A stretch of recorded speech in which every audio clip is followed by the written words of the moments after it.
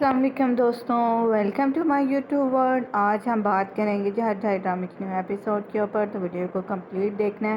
Video اچھی لگی سے لائک کیجیے گا، چینل پہ نہیں تو چینل کو سبسکرائب ضرور کر لیجیے۔ جیسا کہ آپ سب جانتے ہیں کہ میران کو پتہ چل جاتا ہے کہ وہ خضر شاہدولو کا بیٹا ہوتا ہے، لیکن وہ اس حقیقت کو قبول نہیں کر رہا ہوتا۔ وہ دوسری طرف ہم دیکھتے ہیں عزیزہ خانم کہتی ہے کہ میران کو گئے ہوئے 3 دن ہو گئے ہیں۔ وہ پھر مہمت کو بلاتی ہے اور کہتی ہے کہ اگر میران اور خضر آپس میں مل گئے تو پھر میرا کیا ہوگا؟ کیا میں نے یہ سب کچھ اس لیے کیا تھا کہ باپ اور بیٹا مل جائیں؟ یہ ایسا کبھی بھی نہیں ہو سکتا۔ وہ محمد کو بلاتی ہے، وہ کہتے جاؤ خضر کو ڈھونڈو، اس کے سر کے اوپر گولی مار دو۔ وہ کہتا ہے جیسے آپ کا حکم۔ ابھی عزیزہ خانم کی بات کر ہی رہی ہوتی ہے، پھر ہم دیکھتے ہیں کہ وہاں پر میران وہاں پہ آ جاتا ہے۔ وہ کہتا ہے دیکھتے ہیں جی اب باپ اور بیٹے کی موت کو کیسے انجوائے کیا جاتا ہے۔ عزیزہ خانم یہ بات کر رہی ہوتی ہے، کتنے میں میران وہاں پہ آ جاتا ہے۔ عزیزہ خانم عجیب نظر سے میران کی گاڑی کی طرف دیکھتے ہیں۔ میران اور ریان وہاں پہ آ جاتے ہیں۔ میران اپنی گاڑی سے نکلتا ہے، ریان کا ہاتھ پکڑتا ہے اور اپنی دادی کے پاس آ جاتا ہے، جو کہ اس کی دادی نہیں ہوتی۔ ویسے کہتے ہیں میں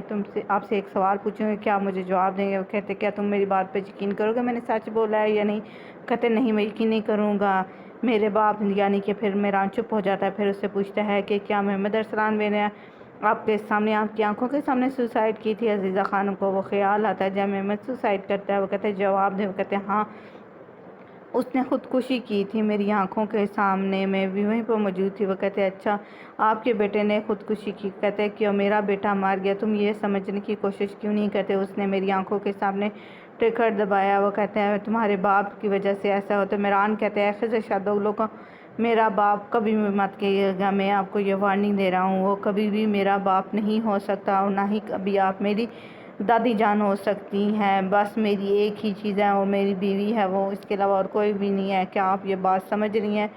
عزیزہ خانم میران کی طرف دیکھتے ہیں، وہ کہتے ہیں صرف ایک ہی میں ریان کہتے ہیں میں نے آپ کو کہا تھا انجل جب تیری یہ سب سامنے آ جائے گا، لیکن آپ نے میری بات نہیں سنی ہے۔ دیکھیں اب آپ کچھ بھی نہیں ہیں۔ وہ کہتے ہیں میں وہ عورت ہوں جس نے میران کو بڑا کیا۔ وہ کہتے ہیں میران کہتا ہے نہیں، آپ وہ عورت ہیں جس نے میرے بچپن کو مجھ سے چھین لیا، میں خود بڑا ہوں، اب میرا کوئی بھی نہیں ہے، مجھے صرف انتقام کے لیے استعمال کیا، مجھے صرف لوریاں سنائیں گے۔ وہ کہتے ہیں ایسا کچھ بھی نہیں ہے۔ وہ کہتے ہیں ہاں بالکل یہی ہے، آپ نے مجھے یقین دلایا کہ میں ارسلان بے ہوں، لیکن میں ارسلان بے نہیں تھا۔ دیکھیں آپ نے مجھے، وہ کہتے ہیں عزیزہ خانم کہتے ہیں کتنی جلدی تم شاہدولو بن گئے۔ وہ کہتے ہیں نہیں، نہ ہی میں شاہدولو ہوں، میں کچھ بھی نہیں ہوں، میں صرف میران ہوں، میران اور کچھ بھی نہیں ہے، اور میں صرف ایک میران ہوں۔ وہ کہتے ہیں ٹھیک ہے جیسا تم چاہتے ہو، کیا تم مجھے مار دو گے؟ وہ تو میں مجھ سے پسٹل کھینچ لیتا ہے میران۔ وہ کہتے ہیں نہیں، میں آپ کو اس طرح سے نہیں ماروں گا، بلکہ میران پھر پسٹل میں سے ساری گولیاں نکال دیتا ہے اور کہتا ہے کہ نہیں،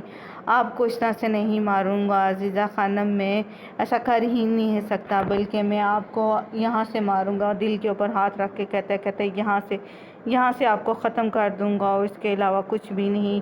پھر آپ مر جائیں گی تو پھر میں آپ کی قبر پہ آؤں گا اور میں پھر آپ کو بتاؤں گا کہ دیکھیں، آپ کے لیے دعا کروں گا عزیزہ خانم، لیکن مجھے پتہ ہے آپ میری کوئی بھی دعا قبول نہیں ہوگی، آپ میرا نام یاد کریں گی۔ میران یہ ساری باتیں کر کے وہاں سے ریان کو ہاتھ پکڑتا اور وہاں سے چلا جاتا ہے۔ عزیزہ خانم وہیں کھڑی آنکھوں میں آنسو لیے میران کو دیکھ رہی ہوتی ہے۔ وہ کہتے ہیں میں تو پہلے ہی یہاں سے مار چکی ہوں۔ میران پھر اسے اپنے بچے کا خیال آتا ہے۔ عزیزہ خانم اپنے ماضی کو یاد کرتی ہے، اتنے میں محمود اس کے پاس آتا ہے، کہتا ہے اب کیا حکم ہے، کیا اب وہی کرنا ہے؟ وہ کہتے ہیں نہیں، خضر کو ابھی کچھ بھی نہیں کرنا۔ میران اس کو اپنا باپ نہیں تسلیم کرتا ہے۔ دیکھتے ہیں یہ کب تک ہوگا، اب ہمیں ایک اور موقع کی تلاش میں ہوگی، اب باپ اور بیٹا کو سامنے کریں گے، تب تک ہمیں خضر کو زندہ رکھنا ہے۔ دوسری طرف دکھاتے ہیں جی نسو شاہدولو کو سارے خیال ہوتے ہیں جو پچھلے ایپیسوڈ میں کیا ہوا تھا، جیسے ہی پتہ چلا تھا کہ میران خضر کا بیٹا ہے، اس سچویشن پھر سے بہت زیادہ پریشان ہوتا ہے، خضر کا انتظار کر رہا ہے۔ پھر وہ دیکھتا ہے کہ اس کا بیٹا وہاں پہ وہ کہتا ہے خضر کیا ہوا؟ خضر اپنے باپ کی طرف دیکھتا ہے اور کہتا ہے اس نے مجھے قبول نہیں کیا۔ خضر اسے تسلی دیتا ہے اور کہتا ہے کوئی بات نہیں ہے، یہ 30 سال کی پریشانی ہے، اتنی جلدی ختم نہیں ہو سکتی، تمہیں تھوڑا حوصلہ کرنا چاہیے۔ میرا خضر کہتا ہے شاید آپ نے مجھے میران جان سے بچانے کے لیے خود پر الزام لگایا، لیکن محمد ارسلان بے نے خودکشی کی تھی، تو نسو کہتا ہاں مجھے جانتا ہے، میں جانتا ہوں، مجھے سب کچھ معلوم ہے، میں بھی وہیں پر تھا جب یہ سب کچھ ہوا۔ تو خضر کہتا ہے مجھے ایک اور بات بھی پتہ چلی ہے دلشاد کے بارے میں، کیا آپ دلشاد کے بارے میں جانتے ہیں؟ کیا عزیزہ خانم کی رشتہ دار دلشاد کے بارے میں جانتے ہیں؟ وہ کہتے ہیں نہیں ایسا کچھ بھی نہیں۔ پھر وہ اپنے باپ کو بتاتا ہے کہ مجھے عزیزہ خانم نے دھمکی دی تھی، اگر میں میران کو بتا دوں تو وہ مجھے نہیں بتائیں گی، دلشاد کو ختم کر دیں کیونکہ دلشاد ابھی زندہ ہے۔ تو نسو سے کہتا ہے ایسے کیسے ہو سکتا ہے، تم اس عورت کی باتوں پہ یقین کیسے کر سکتے ہو؟ اگر وہ زندہ ہے تو کیا اپنے بیٹے کے پاس نہیں آئے گی؟ خضر بہت زیادہ پریشان ہوتا ہے، اپنے باپ کو کہتا ہے تو اس کا باپ کہتا ہے تمہیں وہ عورت صرف کنفیوز کرنا چاہتی ہے، اس کے علاوہ اور کچھ بھی نہیں، تم تسلی رکھو، سب کچھ ٹھیک ہو جائے۔ خضر جیسے اندر جانے لگتا ہے، نیچے گر جاتا ہے۔ وہ کہتا ہے اگر وہ زندہ ہوئی تو پھر کیا ہوگا؟ عمران کے ساتھ اس طرح کچھ بھی نہیں کرتا، ماں ہی سب کچھ ہوتی ہیں، اپنے بچے کے دکھوں کو ختم کرنے کے لیے ماں بہت ضروری ہوتی ہے۔ نسو بھی رونے لگ پڑتا ہے، دوسری طرف خضر بھی رو رہتا ہے۔ پھر ہمیں ارسلان بھی حویلی کی طرف لے کے جایا جاتا ہے جہاں پر آسیہ کمرے کی چیزیں سمیٹ رہی ہوتی ہے، عزیزہ خانم کی کمرے کی چیزیں سمیٹ رہی ہوتی ہے جی۔ فنسو صاحبہ بھی وہاں پہ آ جاتی ہیں، ساری چیزوں کو دیکھتی ہیں، عزیزہ خانم کے بچوں کی تصویروں کو ایک ایک کر کے دیکھتی ہیں، سب کے اوپر نظریں دوڑا رہی ہوتی ہے، خاموش ہوتی ہیں۔ پھر ایک تصویر دیکھتے ہیں جہاں پہ عزیزہ خانم کے خاندان کے لوگ بھی ہوتی ہیں، لیکن وہ اس تصویر کو اٹھا کے نیچے پھینک دیتے ہیں۔ دوسری طرف ہمیں ریان اور میران کو دکھایا جاتا ہے جو اپنے گھر کے بعد، میران کی حالت بہت زیادہ بری ہوتی ہے، وہ اس حقیقت کو قبول ہی نہیں کر رہا کہ 30 سال ہو جس خاندان کو اپنا خاندان سمجھتا رہا وہ تو اس کا خاندان تھا ہی نہیں۔ بہت حوصلے سے میران اپنے گھر کی سیڑھیوں پر جاتا ہے لیکن حوصلہ ہار دیتا ہے اور پھوٹ پھوٹ کے رونے لگ پڑتا ہے۔ یہاں پر ایک بیک گراؤنڈ میں گانا لگایا جاتا ہے، میران کو اپنی ماضی کی ساری باتیں یاد آ رہی ہوتی ہیں، کس طرح بچپن سے لے کے اب تک اس سے جھوٹ بولا گیا ہے۔ گانا لگا تو ایک سیڈ سانگ لگا ہوتا ہے جس میں میران پھوٹ پھوٹ کے رو رہا ہوتا ہے، ریان اس کے ساتھ بھی ہوتی ہے، وہ بھی رونے لگتی ہے، اسے اپنے بچپن کے خیال آتا ہے جب وہ گرتا ہے، عزیزہ خانم اس کو اٹھاتی ہے اور عزیزہ خانم کیسے اسے اپنے بچپن کی لوریاں انتقام کے لیے تیار کرنا چاہتی ہیں۔ شادی کی رات بھی جو کچھ عزیزہ خانم سے کہتی ہیں وہ ساری باتیں میران کو یاد آتی ہیں، میران پھوٹ پھوٹ کے رونے لگتا ہے۔ ریان اس کو تسلی دیتی ہے اور اسے کہتی ہے پریشان نہ ہو، اسے پھر کمرے کے اندر لے کے آ جاتی ہے۔ میران حوصلہ ہار دیتا ہے لیکن ریان اس کے ساتھ ہی ہوتی ہے، کہتے ہیں میران کہتا ہے میں صرف ایک شخص پر یقین کرتا ہوں، میرا ماضی، میرا حال صرف تم ہو۔ وہ کہتے ہیں یہاں پہ بہت زیادہ سردی ہے اور میں تمہیں اندر لے چلوں؟ وہ کہتا ہے کچھ بھی نہیں ہے، مجھے سردی نہیں لگتی، جب تک تم میرے پاس ہوتی ہو تو مجھے بالکل بھی سردی نہیں لگے گی۔ دونوں ہسبینڈ وائف یہ ساری باتیں کر رہے ہوتے ہیں، میران کو ریان تسلی دینے کی کوشش کرتی ہے، وہ بہت زیادہ پریشان ہوتی ہے میران کی یہ حالت دیکھ کے۔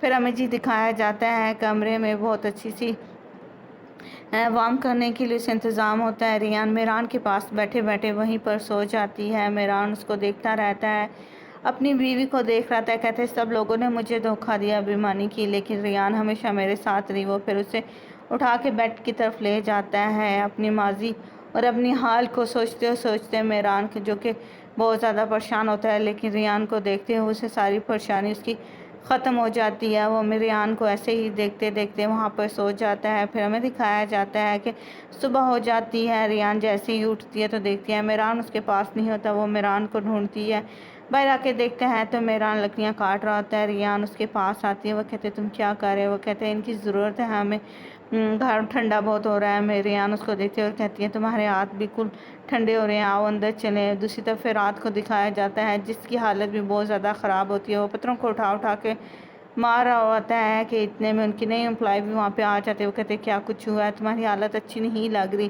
اگر کوئی پرسنل بات نہیں ہے تو تم مجھے بتا سکتے، تم یہاں پہ اکیلے ہو، میران کہاں پہ ہے؟ ریان کہتا ہے، وہ کہتے ہیں وہ سب یہاں سے چلے گیا، میں صرف یہیں پر میں ہی ہوں، اس کے علاوہ کچھ بھی نہیں۔ وہ کہتے ہیں تم مجھے بتاؤ، تو پھر رات اس کو بتا دیتی ہے اگر آپ کی ماں ہی آپ سے دھوکہ دے تو پھر کیا ہو؟ اسے کہتی ہے چلے میں تمہارے لیے چائے بنا کے لے کے آتی ہوں، پھر دونوں مل کے بات کریں گے آخر ہوا کیا ہے۔ دوسری طرف ہمیں ارسلان بھی حویلی میں دکھایا جاتا ہے جہاں ارسلان تیار ہو کے ناشتے کے ٹیبل پہ بیٹھے آسیہ سب کو سرو کر رہی ہوتی ہے، سلطانہ سے کہتی ہے تم اپنی بہن کی طرف نہیں گئے، تم اسے بھول رہے ہو؟ وہ کہتا ہے جیسے مجھے ٹائم ملے میں کروں گا۔ سلطانہ اس کو دوبارہ سے فورس کرتی ہے لیکن انہوں نے جس हमें दिखाया अरसलान इतने गुस्से से अपनी माँ की तरफ वो बोलता है, कहते हैं आप इस तरह मुझसे बात नहीं करें। मैंने कहा मैं सब कुछ ठीक करूँगा, मेरे एक मंसूबे हैं और मैं अपने उसी मंसूबे के साथ करूँगा। अजीब नज़रों से, अजीब पागलपन से सुल्ताना की तरफ अरसलान देखता है। सुल्ताना भी कहती नहीं, ऐसा नहीं हो सकता, मैं किसी को ऐसा करने की इजाज़त नहीं दूँगी।